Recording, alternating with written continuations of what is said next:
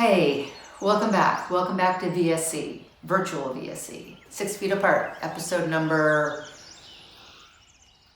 So Arista Alaniz had a really great in-person talk with Brian Belott. And Brian is a former visiting artist, or again, will be another visiting artist. He's been a visiting artist here a few times. And basically they talk about kids' art, children's work, scribbles, the no fear aspect of making, and that's how you learn about the world. So it's actually really cool. Yeah, anyway. So we have Arista and Brian. Are you ready? Hello, here I am again. I'm Arista Alaniz. I'm the Vermont Studio Center Community Arts Coordinator. I've been able to interview Brian Belott. He is an artist from Brooklyn. He has been a visiting artist at the Vermont Studio Center in 2014. We have our mask off because Brian has been up here quarantined for about 3 months now with your partner Amy Perlman right next door to the Vermont Studio Center. So it's a paradise here. Very lucky to be quarantining in here. I feel a great deal of guilt. No. So the first, I had a couple of questions here, Brian, just so our viewers refresh their memory.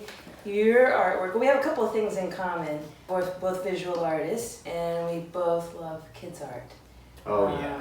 I love to teach kids' art, and you love to really look at kids' art and learn from kids' art. And there's a couple of things common about kids' art that we like, but the most important is, I think you would probably agree, is that they're fearless.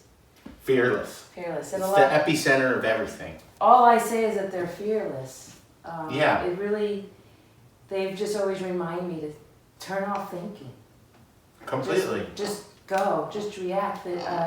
Maybe you could talk a little bit more about it, because you really have a passion for children's art and how to tap into that. That's a big part of your artwork. Yeah, it's really hard because it's almost a universe of reasons.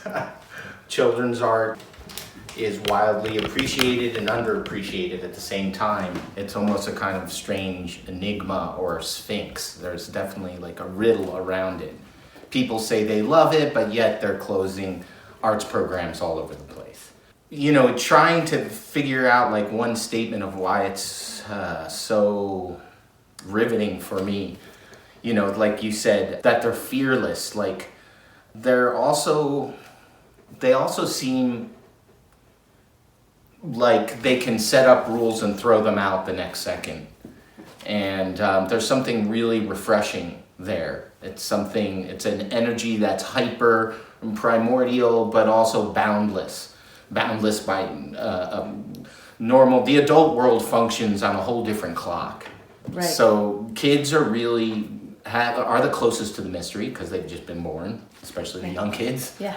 And so the way they view the world is way more magical than adults. Yes. It's like, Star Trek plus. Right. Because why I say that, in quarantine I've been watching Star Trek. Oh, there you go. The Next Generation, just binging on it at night, and it's kind of funny because it's like, just think of the narrative writers that are not bound by earthly concerns. They're not bound by gravity, and they're not bound by space or time. And I feel like children are working from the same place. Yes. As Star Trek, the Next Generation writers are. Your artwork, you consist of socks, calculators, hair, shoelaces, remote controls, clay rocks found in the river, sounds, recordings, frozen art, puff art. Two questions there. One, what is your favorite? And is it searching with all those mixed medias in hopes to tap into how a child works? Is that one of the reasons why you like to work with so many different tangible materials? Yeah, I think with the thing you said, what's the favorite one? I guess it's the least stalest one. It's like the new, fresh experience. Like you think about play, and you think about children's play as compared to the adult artist sense of play. Mm-hmm. It's quite different because the artist has so much ambition quietly in their studio. On their shoulder, they have all of their all the people that rooted for them, and also all the people that told them they Right. would fail. And so there's so much riding on the play that happens in an adult studio. And I feel that another thing that makes children's art so refreshing is that they don't have these albatrosses. They don't have this pressure cooker of, am I smart enough? Am I cool enough? Am I weird enough? Am I whatever? All those lists of things that you hear in your inner monologue. Mm-hmm. So a lot of times what I'm trying to do is to set up a situation which links me to more of this genuine play. Because I feel like artists can also, drum up a couple magic tricks and constantly use them. And not that that isn't a bad thing, but part of me likes to be dragged to a territory that I'm not aware of. So many artists are thinking of the product, but when in fact play is about the journey. It's about being brought somewhere you're not familiar with and inventing a way to react to it. So the Frozen work, for instance, was something that I started that I never thought I would ever show. And then it ended up in the Whitney. Yeah, completely wild thing. But it was, right here in this studio, what I'm doing is paper collage, and I love collage. I feel like it's like kind of something that we're all doing. That's a part of human cognition, and at the same time, collage has this kind of old-timey notion to it. Mm-hmm. So I was in my studio and I was like working on a collage and really kind of overloading it with stuff, and I was jammed up and couldn't figure out my next move. So this voice came in my head and was like, hey, well, what about putting it in a pan, a cooking pan, the paper collage in the pan, and getting the different scraps that you thought that should be in play, put it in the pan with it, fill it with water, put it in the freezer. And wherever the paper kind of freezes will be your solution. So then I started working with that a little bit more, and it stopped being paper collage, and I started to collage with objects and different types of products, home products, like shampoo and hair gel and toothpaste and ketchup and mustard. And it was, what I started to realize is that what I had created here was when the thing that you glue A to B with, when the glue that I chose was frozen, all of a sudden what it did is underlie the fragility of art. Mm-hmm. Because art, nothing really stays the same, Right. We know that we're no longer children, but also art, what it meant during one century it was made, can easily change. So I felt like, strangely, the ice kind of underlied the fragility of art and the art object. And so when that project went into the Whitney Biennial, I was really nervous. But the prep team was so incredible, and there was actually a lot of works that needed to be maintained over the course of the exhibition, but they had such a fun time with my thing, because it was like some type of weird kid kind of science project. And that's kind of how it started, and I guess the underlying thing was to create a situation which seemed hopeless. It's going to melt. Yeah. Like, if you don't take care of it, it will melt and be destroyed. And because I was challenging this idea of preciousness, free to act childlike or to allow mistakes or not think about failure in the way that a lot of artists do when they're confronted with their battles in their studio. Where children's art, they're not critical, they're just going. Yeah. I'm noticing the books. I know you have a love for children's art books. I also wanted to mention about the show at the Gavin Brown. You could tell us a little bit about Rhoda Kellogg and the 300 art pieces of children's art that you had on display. I'm definitely a product of my parents, and I've had a really wonderful time waking up in this universe because I had great parents. My father was a commercial photographer and an artist. My mother was a elementary school teacher. So both of their professions have been a big inspiration. I've been collecting children's art since I was a teenager. Yeah. Because my mom taught at an elementary school, I would go there every time, in June when she was closing and clear out whatever was left by the kids. So I was amassing a big collection of children's art for forever. At a certain point, I was cut off. My mom decided to move down to Florida, and she opened a bed and breakfast. It's been down there for 20 years. So I couldn't get my children's art other than finding it in the street, which you can actually find a great deal of it in the street. Right. All you have to do is go in front of a school, So I would collect a lot off the street, but then still not satisfied, I started to dive into eBay and Amazon and look for any books that were on the subject of children's art. And that's when I knocked into this incredible There it is. woman, Rhoda Kellogg. Yes. And Rhoda Kellogg was this tremendous force, this woman who dedicated her life to defending and supporting children's activities, and was a philosopher, a author, and she was really tremendous. So I guess the point is that collecting all these books, there's all different types of these things, and a lot of them were about using children's art as a means to head shrink them, to understand where they were in their development, how intelligent they were, how much trauma. Rhoda had nothing to do with this. Rhoda is way more of a kind of Joseph Campbell of children's art, and is really interested in comparing children's art from different centuries in different parts of the world to come to a kind of universal understanding of the devices that children use to build their language, to build their pictures. So anyhow, what winds up happening is I just get on the wild web and start clicking away, and I find out that Rhoda Kellogg is not alive, but I find out that the school that she built is still in operation in San Francisco, and it's called the Phoebe Hearst Learning Center.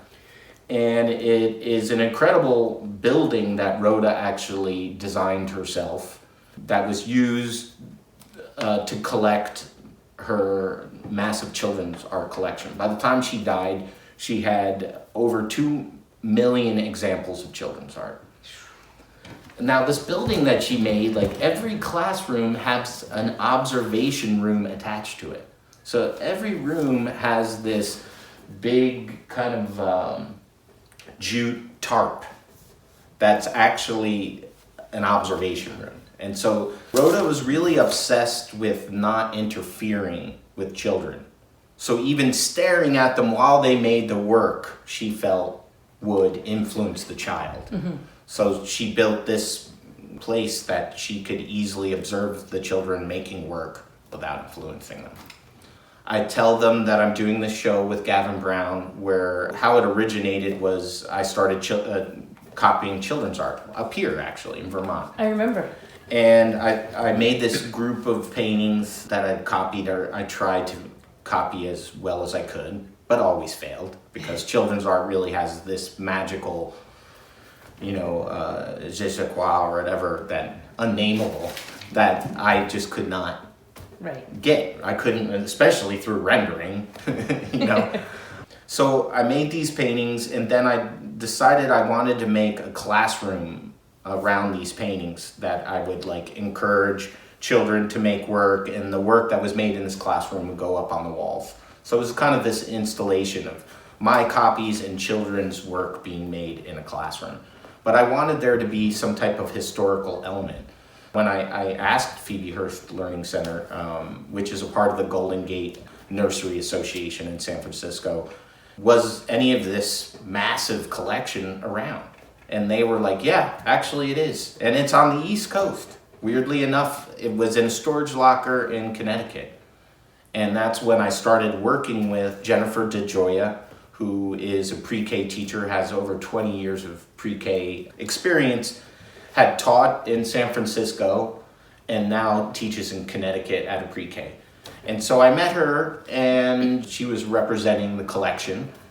And that's when we met up. She came to Gavin Brown's. She saw that everything was cool. And that's when I began my relationship with the Rhoda Kellogg collection. And it literally entailed going to the storage locker and starting to unearth and open up these boxes. It was like gold. Oh, seriously gold. It was it is seriously something else. I've been a collector my entire life, and I doubt that I'll ever knock into something like this. Yeah. You know, again, on the crossroads of the most valuable content and priceless, at the same time worthless and ignored. Yeah. You know, which makes it, for me, like, exciting that it's those two things at the same time, you know? Right. Yeah. I was reading about the Gavin Brown show. You had mentioned something about how you were also trying just to recognize, let the public know the importance of children's art, and you wanted the gallery, the effect of the, salon style, the 300 art pieces that were chosen to go up like a church. Yeah. A place. Yes. And we're always trying to say how, educate our... As artists, we know the importance of art, but for children and the importance of art at a young age, all their life. And I'm trying to connect this to what's happening now and today, and the importance of art right now, in the present, on June 1st, 2020, of everything that's going on. With there's no social play dates, there's no athletics, softball, there's no way for them to get all that energy out. Yeah. And kids are super receptive, and they know what's going on, even if they're not being told directly. Yeah. Very smart, they're taking it in. And art is a way for an outlet, either for them to process, maybe they're just creating and they're finding joy, or maybe there's so much unconsciously happening that they can only get out physically. Like when they just start scribbling and they fill a whole page without even thinking, just that reaction. Yeah. Because they can't verbalize what's happening. Yeah. I don't know if I'm trying to connect the two, but your passion for the art, and you must have seen in all the artwork that you've gone through, there's so much telling too in children's art. Their play, what's happening. I don't know if I'm able to connect the two, But I think it's wildly under-recognized and undervalued. And I think that kids are wildly undervalued and underestimated. But I feel like it's something that won't necessarily change, because adults and parents are good-meaning adults. But they don't realize what's something as simple as when a toddler comes up to them excited with a drawing, the father will say, "What is it?" And especially, so I've got to say that Rhoda's main focus was pre-K. She set up the first nursery school in San Francisco. And so we're talking about between the ages of 2 and 5. it was about the scribbles. Yeah. Those marks. Yeah. And so when I started working with Rhoda's collection and archiving it, I really loved the figurative work. But as I slowly dug deeper in her writings, in her books, and in the very collection, I started to really get immersed and obsessed with what she called biological art. Mm-hmm. And that is when I speak about the universal aspects of children's art, is what I'm referring to. Because as soon as the child starts making pictures, schematic pictures that respond to the world, they start to get indoctrinated into the district's ways of drawing and painting stuff, the local flavor of the Providence. Right. And so what is exciting about the biological forms of children's art is that they sit out of time. Meaning, if you looked at children's drawings from the 20s, if you looked at these early scribblings from different parts of the world, they're identical. Yeah, you're right. And it's a wild thing, too, because Rhoda, in an ideal world, Rhoda really feels that you need to educate not the kids, but actually the teachers who are serving the kids, mm-hmm. of how to recognize this primordial alphabet as it rises from the ooze, and to appreciate it, not to feign interest or oh, that's great, but actually understand and see this kind of language emerging. Mm-hmm. From where? Yeah. But that's the thing, is the scribbler is actually, you're handing the child a marker, and the child is now scribbling on the wall or making marks and is actually reacting to what's happening. Not all the time in the beginning is the child looking. You can make these scribbles and actually kind of look at your friends or look around the room and then look back. But what's amazing is to see that language is inherent. It's a need. It's a human need, and that at this age, these notions are bubbling up through the haptic sense of touch and play. Right. As I look around your studio space here, is there cutouts? These collages are amazing. Oh, thanks a lot. Completely. Thanks. You know, I know you use all types of materials, but when you start using color and paint and collage, you have a really good eye. Oh, thank you. Art. I see there's collages. Are those from children books? Yeah. Or Oh, yeah. Yeah. So I do have a preference for the type of books that I like to rip up. yeah. I really love the older printing methods. So I'm not as big of a fan of like digital printing methods. Mm-hmm. I was born in '73, so there was a lot of Sesame Street and all that kind of funky, bright, saturated color. So I rip up a lot of books that have that wonderful sizzling 60s and 70s color on it, where you can almost feel the ink hanging on the surface of the paper, versus the kind of digital and colder stuff. But children's books are like literally filled with magic too, because they're made, a lot of them are linked back to our myths of creation myths and myths of magic and witches and wizards and goblins. And so all that magic is kind of illustrated in these books by, amazing illustrators through time. I've been collaging since around 1998, and it's just, I know books are things to be coveted, but there's also something very exciting when you rip a book open and let all the pages kind of leaf all over the place, and now they can be channeled into a new experience. So. Right. I like to, it looks like you tore the paper. Or, folded the paper to cut it as opposed to scissors. Yeah, I got caught in this action. Actually, Mrs. Perlman downstairs is making those rugs, and she'll get the fabric and strip it and make it into strips. Oh, yeah, right. So somehow I picked that same notion up from her and just started kind of, and it was also because of, the time and nerves. Everybody has a basket of nerves these days.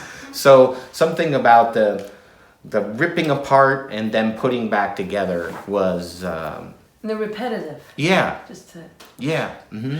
Yeah, these kind of earlier, these simpler ones, they're just kind of like messy Agnes Martins to me. I just picked this up. I also, is this... That's Rhoda Kellogg's favorite student.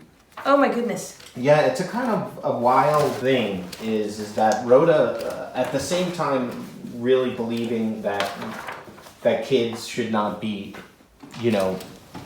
interrupted. They shouldn't, and that also means that you shouldn't focus on them.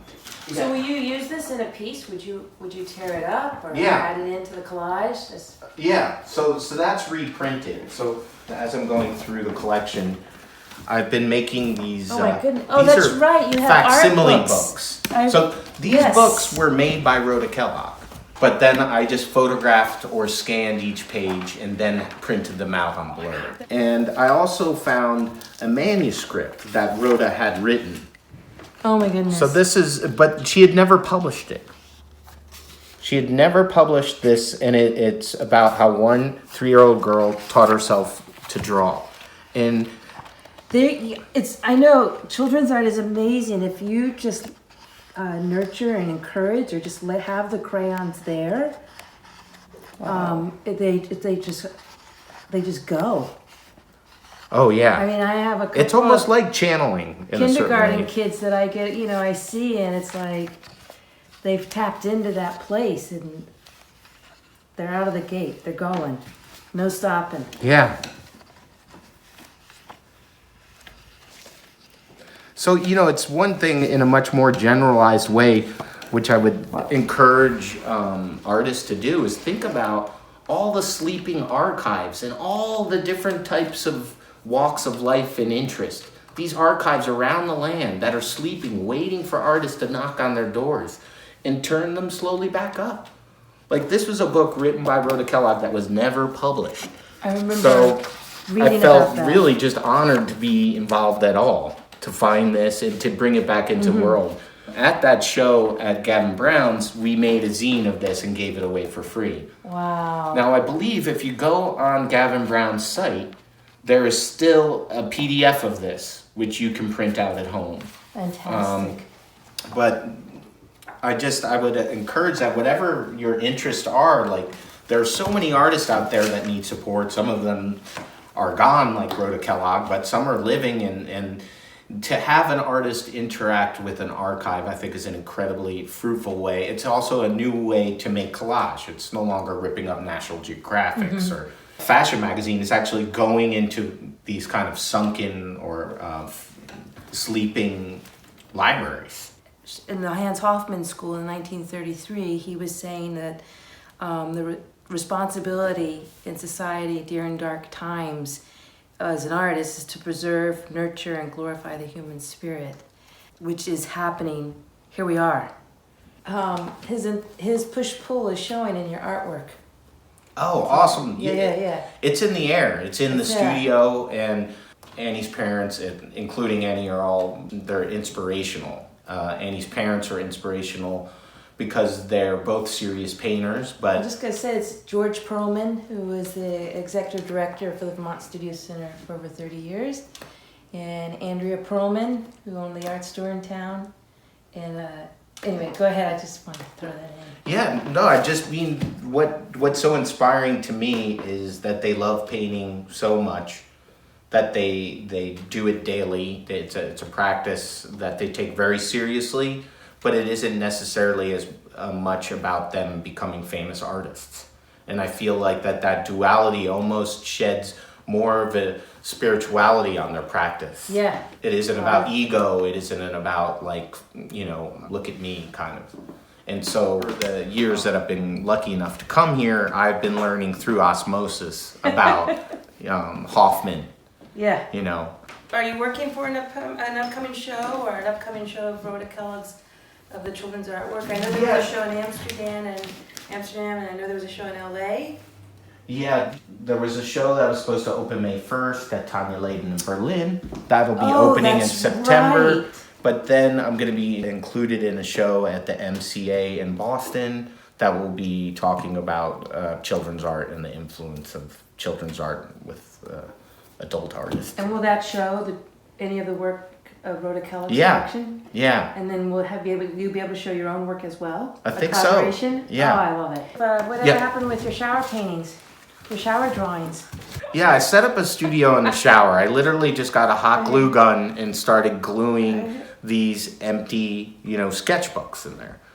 And my idea was, again, similar, my thinking was along the lines of the Frozen work, that if there's no hope of preserving this work, if it's being brought so close to destruction, that possibly more playful ideas will come around this brainstorming session. Like Eureka in the bathtub or the shower principle. I also thought of the shower as this kind of confessional place where sins are, Yeah, because you wash away. Yeah, and it's this wild place too that is echoey. There's this whole singing in the shower, and then we're really confronted with little orbs of water ricocheting everywhere, and it becomes, you almost become not physical in some weird way. So I was obsessed as this place, as a place to now all of a sudden create. Then I was taking too many showers. So I shut it down for the time being. So would you take a quick picture of it to record it before it washed away? No, the stuff, this, I would process? Well, I'd leave them up so long that they would kind of leaf out and turn into these kind of mushroomy things. And they wouldn't really get that destroyed other than they were no longer books. So I'll rip them off the wall and kind of compress them. it's a funny thing. I did this one art exhibition where I covered two galleries that were next to each other. I curated a show of just drawings that were black and white drawings, right? So there's no color, just black and white drawings hung on the wall, no frames. But I also asked the artists to make some drawings for the floor. So you'd have one drawing on the wall and one on the floor. The one on the floor would slowly get destroyed. So what I found is when I presented this to the participating artists, that this thing happened where they were like, Brian, I finished the work that went on the wall and started working on the drawings for the floor, and I like the ones for the floor better.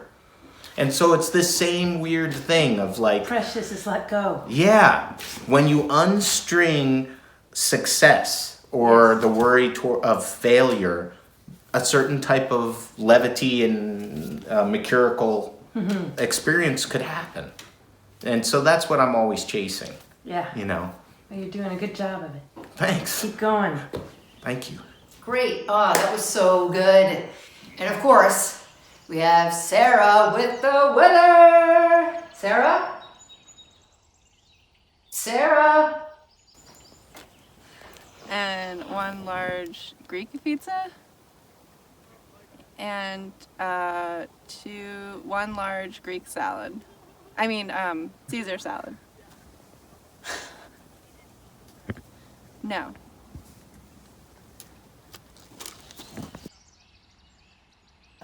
Okay, well, that was another great day, great morning, great episode, great conversations. Thanks for joining.